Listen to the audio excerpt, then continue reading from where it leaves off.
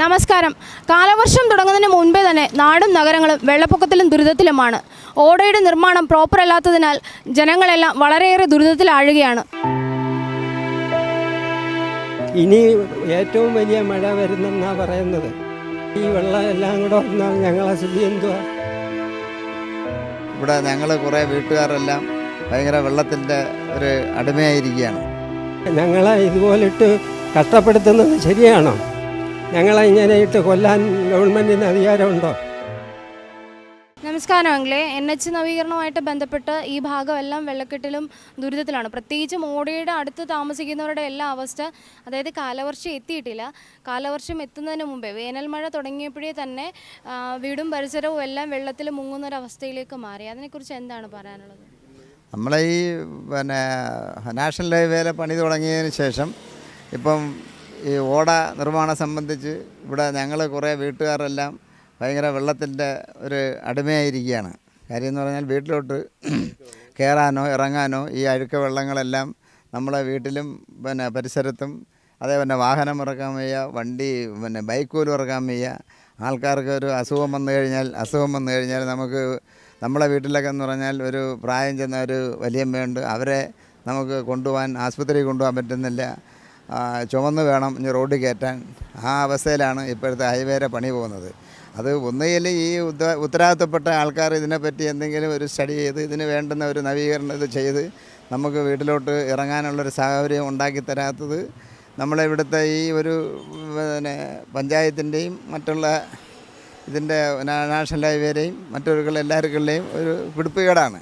അത് ജനങ്ങളെയാണ് കൂടുതലും ബാധിക്കുന്നത്. അത് ഇവർ കണ്ടില്ല നടിച്ച് നടന്നു കഴിഞ്ഞാൽ നമുക്ക് ബുദ്ധിമുട്ടായി. ഇപ്പം നമ്മളെ വണ്ടികൾ തന്നെ ഇപ്പം ഈ പണി തുടങ്ങിയിട്ട് വണ്ടി പോലും വീട്ടിലിറങ്ങാൻ വയ്യാത്ത കണ്ടീഷനാണ്.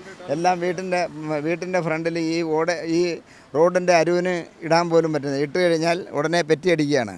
ദേശീയപാത വികസനവുമായി ബന്ധപ്പെട്ട് അപകടക്കെണികൾ പരിഹരിക്കാതിരിക്കുന്നത് വാഹന കാൽനട യാത്രക്കാരെ ദുരിതത്തിലാഴ്ത്തുകയാണ്.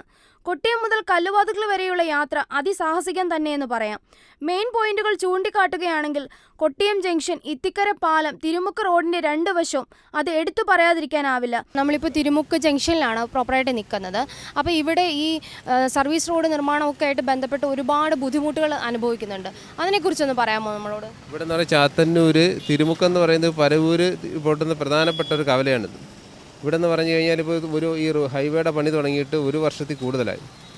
അന്ന് തൊട്ട് ഈ സർവീസ് റോഡെന്ന് പറയുന്നത് വളരെ മോശമായ രീതിയിലാണ് അവർ ചെയ്തിരിക്കുന്നത്. കാര്യം എന്ന് പറഞ്ഞാൽ ഇവിടുന്ന് എടുത്തുകൊണ്ട് പോകുന്ന വേസ്റ്റ് മെറ്റിൽ വെറുതെ കുഴച്ച് ഇവിടെ റെഡിയായിട്ട് ഇട്ടിട്ട് നിരത്തി അങ്ങ് പോവുകയാണ്. അതാണ് ഒരു മഴ വരുന്ന ഉടനെ അത് മൊത്തം വെറുതെ ചെറിയ ചെറിയ കുഴികളായിട്ട് വെള്ളം കെട്ടിക്കിടന്ന് ഒരുപാട് അപകടങ്ങൾ ഇവിടെ നടക്കുന്നുണ്ട്. ബൈക്ക് വരുന്നവർക്ക് വളരെ ഗട്ടറാണ്, മൊത്തം ഗട്ടറാണ്. കാര്യം എന്ന് പറഞ്ഞാൽ ഒരുപാട് സമയം. അതുപോലെ പ്രൈവറ്റ് വണ്ടിക്കാർ തന്നെ ഇപ്പോൾ തിരുമുക്ക് തിരിഞ്ഞ് അവർ ചാത്തന്നൂർ പ്രധാനമായിട്ട് പോകുന്നില്ല. ഒരുപാട് യാത്രക്കാർക്ക് ബുദ്ധിമുട്ടുണ്ട്. കാര്യം ബസ് കിട്ടുന്നില്ല. അവർക്കും കൊല്ലത്തൊക്കെ പോകുന്നവരൊക്കെ എന്ന് പറഞ്ഞു കഴിഞ്ഞാൽ ഇവിടെ തിരുമുക്ക് ഇറങ്ങി പോകാമെന്ന് പറഞ്ഞാൽ അതൊരു ബുദ്ധിമുട്ട്. അവിടെ നിൽക്കാൻ പറ്റത്തില്ല, വെയിറ്റിംഗ് ഷെഡില്ല.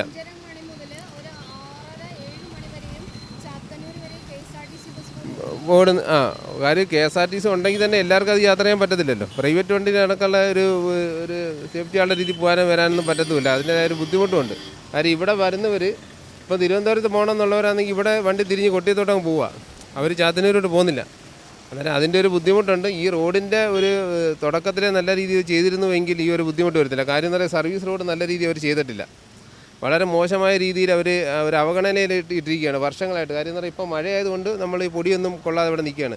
യാത്രക്കാർ വളരെ ബുദ്ധിമുട്ടാണ്. കാര്യം എന്ന് പറഞ്ഞാൽ നല്ല ഉടക്കമായി കഴിഞ്ഞാൽ നല്ല പൊടിയാണ് അടിക്കുന്നത്. ഇവിടെ മെഡിക്കൽ സ്റ്റോറുകാർ, ഈ കടക്കാർ, ബേക്കറിക്കാർ, ചായക്കട എല്ലാം ഉണ്ട്. ഈ ഓട്ടോ സ്റ്റാൻഡ് തന്നെ എത്ര യാത്രക്കാർ ഇവിടെ വരുന്നതാണ്. ഓട്ടോ യാത്രക്കാർ ഉള്ളവരുണ്ട്. പക്ഷേ വളരെ മോശമായ രീതിയിലാണ് അവർ ചെയ്തിരിക്കുന്നത്. അതുകൊണ്ട് പ്രധാനമായിട്ട് ഈ ഒരു കാര്യം നല്ല രീതിയിൽ ചെയ്യണമെന്ന് നമ്മൾ അറിയിക്കുള്ളൂ. പണി തുടങ്ങിയതിൻ്റെ അന്ന് തൊട്ടേ അവർ ചെയ്ത സമയം എന്നുള്ള എല്ലാ കാര്യങ്ങളും നമ്മൾ വിളിച്ച് പറയുന്നുണ്ട്. അതിനെല്ലാം ഓൺലൈനിൽ നമ്പർ എൻ്റെ കിടപ്പുണ്ട്, കംപ്ലയിൻറ്റ് കൊടുത്ത് തന്നെ. അവർ പറയുന്നത് ഹൈവേ അതോറിറ്റിക്കാർ ചെയ്യണമെന്ന് പറഞ്ഞാൽ ഹൈവേ അതോറിറ്റിക്കാരാണ് ചെയ്യേണ്ടത്. പക്ഷേ ഇതുവരെ അവർ വല്ലപ്പോഴും കൊണ്ടൊന്ന് പരാതി കൊടുക്കുമ്പോൾ ഒന്ന് നിരത്തിയിട്ട് പോകും, വീണ്ടും പഴയ കണ്ടീഷനാണ്. ഇപ്പം തന്നെ വേണ്ടി ഇത്രയും ബ്ലോക്കാണ്. വാഹനങ്ങളുടെ ബ്ലോക്ക് ഒന്ന് നോക്കണം. എത്ര സമയം എടുക്കും ഇവിടുന്ന് കൊല്ലം വരെ ചെല്ലാൻ? മണിക്കൂറിൽ എടുക്കണം. കൊല്ലം കൊട്ടിയം പാസ് ചെയ്യണമെങ്കിൽ 3/4 മണിക്കൂറൊക്കെ എടുക്കണം. ഒരു എമർജൻസി സിറ്റുവേഷൻ വന്നു കഴിഞ്ഞാൽ ആ പേഷ്യൻറ്റിനെ കൊണ്ടൊരു ആംബുലൻസ് പോകാന്ന് വെച്ചാൽ ഹൈലി റിസ്ക്കാണ്. വളരെ റിസ്ക്കുള്ള പരിപാടിയാണ്. കാര്യം എന്ന് പറഞ്ഞാൽ ഈ റോഡിൻ്റെ അവസ്ഥ അനുസരിച്ച് ഇവിടുന്ന് അങ്ങ് സമയത്ത് അങ്ങ് ചെല്ലുമെന്ന് തന്നെ ബുദ്ധിമുട്ടുള്ള കാര്യം എന്ന് പറയാൻ മറ്റേന്ന് പറയാൻ ഒരു 35 മിനിറ്റ് മതി നമുക്ക് കൊല്ലത്തുനിന്ന് ഒരു മെഡിക്കൽ കോളേജിൽ പോകാൻ 40 മിനിറ്റ് അല്ലെങ്കിൽ 45 മിനിറ്റ്.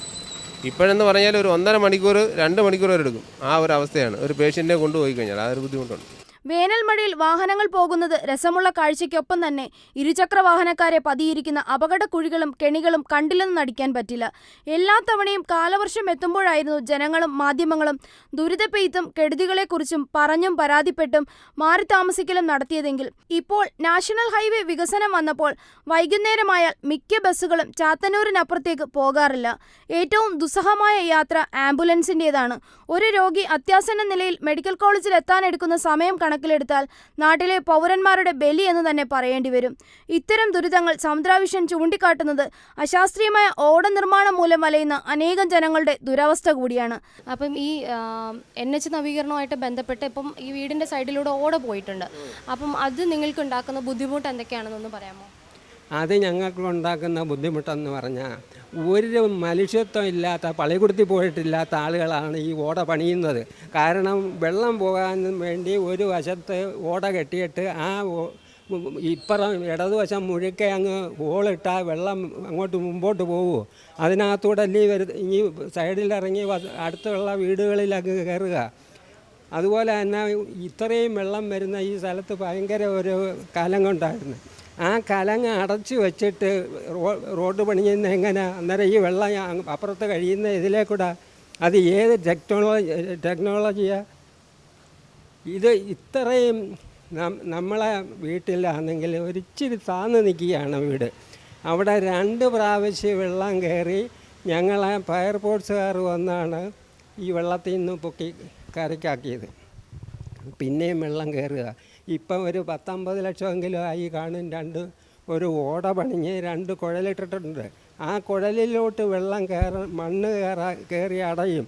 ആ മണ്ണ് കയറി അടയാതിരിക്കാൻ വേണ്ടി അവിടെ ഒരു ടാങ്ക് മാതിരി കെട്ടണം. കെട്ടിയാൽ മണ്ണ് പുറത്ത് നിൽക്കും, വെള്ളം അതിനകത്തൂടെ കുഴലിൽ കൂടെ പോകും. അത് ചെയ്യത്തില്ല. ഇത്രയും ദിവസമായിട്ട് ഇപ്പം ചെറിയ മഴയായ വേനൽ മഴ ചെറുതായിട്ട് ഇത്രയും പ്രശ്നങ്ങൾ നമ്മൾ 2 വട്ടം നമ്മളെ ഫയർഫോഴ്സുകാർ മാറ്റി താമസിപ്പിച്ച് ഇനി ഏറ്റവും വലിയ മഴ വരുന്നെന്നാണ് പറയുന്നത്. ഈ മഴ വന്നാൽ ഈ വെള്ളം എല്ലാം കൂടെ വന്നാൽ ഞങ്ങളെ സ്ഥിതി എന്തുവാ? ഞങ്ങളെ ഇങ്ങനെ ഇട്ട് കൊല്ലാൻ ഗവൺമെൻറ്റിന് അധികാരമുണ്ടോ? വസ്തുവും വിട്ടുകൊടുത്ത് ഇപ്പം കഴിഞ്ഞ 45 കൊല്ലത്തിന് മുമ്പും 13 സെൻറ്റ് സ്ഥലം ഞങ്ങൾ വിട്ടുകൊടുത്ത്, ഇപ്പം 8 സെൻറ്റ് സ്ഥലം വിട്ടുകൊടുത്ത് കടകൾ ഇവിടെ മുൻവശത്ത് നിൽക്കുന്ന കടകൾ മുഴുക്ക വെള്ളം കയറി അങ്ങ് എപ്പോഴും നശിച്ച് കിടക്കുക. അതൊക്കെ ചെയ്ത ഞങ്ങളെ ഇതുപോലിട്ട് കഷ്ടപ്പെടുത്തുന്നത് ശരിയാണോ? സാധാരണ എല്ലാ സംസ്ഥാനങ്ങളിലും ഓട നിർമ്മിക്കുന്നത് ഡ്രെയിനേജും റോഡിലെ വെള്ളവുമൊക്കെ ഒഴുകുവാനാണെങ്കിൽ നമ്മുടെ നാട്ടിൽ അത് ഓരോ വീടുകളിലേക്ക് ഒഴുക്കി വിടാനാണ്.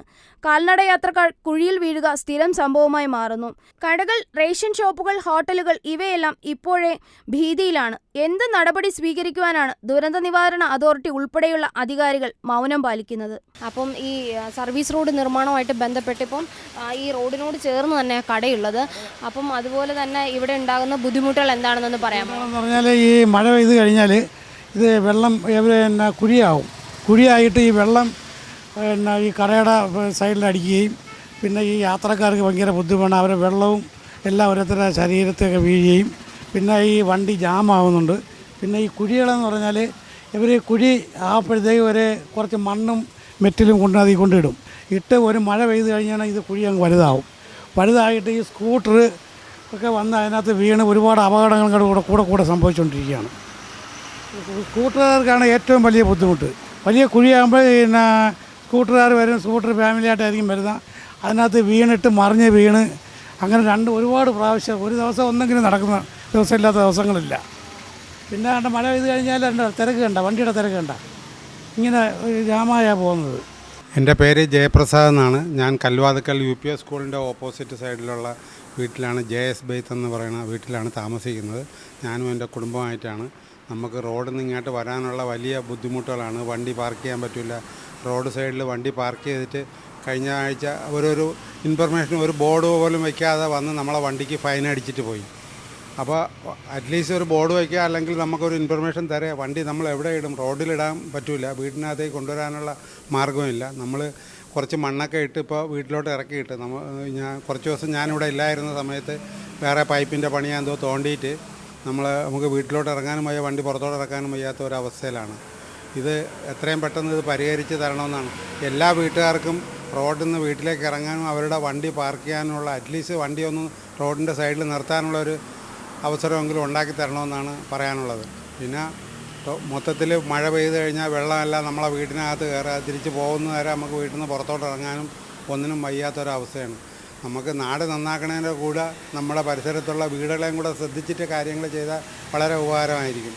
ഇത് എല്ലാവർക്കും ഇത് ഇങ്ങനെ ഒരു പാഠമാണ്. നമ്മൾ തൊട്ടടുത്തുള്ള വീടുകളിലൊക്കെ ആണെങ്കിൽ ഒരുപാട് വെള്ളം അവരുടെ വീട്ടിൻ്റെ അകത്തൊക്കെ കയറുന്നു. നമുക്ക് അറ്റ്ലീസ്റ്റ് പുറത്തേ ഉള്ളൂ, നമ്മുടെ വീട് കുറച്ച് പൊക്കത്തിലായതുകൊണ്ട് വീട്ടിലേക്ക് കയറുന്നില്ല. വണ്ടി അകത്തിട്ടിട്ട് നമുക്ക് പുറത്തേക്ക് എടുക്കാൻ വയ്യാത്ത അവസ്ഥയാണ്. ഞാൻ റോഡിൻ്റെ പണി ചെയ്യുന്ന അവരെ കൊണ്ട് കുറച്ച് മണ്ണൊക്കെ ഇടിച്ച് മഴ പെയ്തപ്പം ഭയങ്കര വെള്ളം പാച്ചിലുണ്ടായിരുന്നു, മണ്ണെല്ലാം ഒലിച്ചു പോയി. ഇപ്പോൾ വണ്ടി പുറത്തോട്ട് എടുക്കാനും വയ്യ, അകത്തോട്ട് ഇടാനും വയ്യാത്ത ഒരവസ്ഥയാണ്. ഇതിന് അധികാരികൾ ഇതിന് ബന്ധപ്പെട്ട് എത്രയും പെട്ടെന്ന് നമുക്ക് ഇതിനൊരു വഴി ഉണ്ടാക്കി തരണമെന്നാണ് പറയാനുള്ളത്. നാഷണൽ ഹൈവേ അതോറിറ്റിയുടെ വികസനം നാട് ഒന്നാകെ ദുരിതത്തിലാഴ്ത്തുകയാണ്. ഇത്തരം ദുരിത കാഴ്ചകൾ കാലവർഷം എത്തുന്നതിന് മുൻപേ തുടങ്ങിയാൽ കാലവർഷം വരുമ്പോൾ അതിലും ഭയാനകമായിരിക്കും. ജനങ്ങളെ മാറ്റിപ്പാർപ്പിക്കാനും മറ്റുമുള്ള തത്രപ്പാടിലേക്ക് അധികൃതർ മാറേണ്ട അവസ്ഥ വരും. ഇതൊന്നും കണ്ടില്ല എന്ന് അധികാരികൾ നടിക്കരുത്. ക്യാമറാമാൻ വിഷ്ണുവിനോടൊപ്പം സമുദ്ര വിശ്വൻ.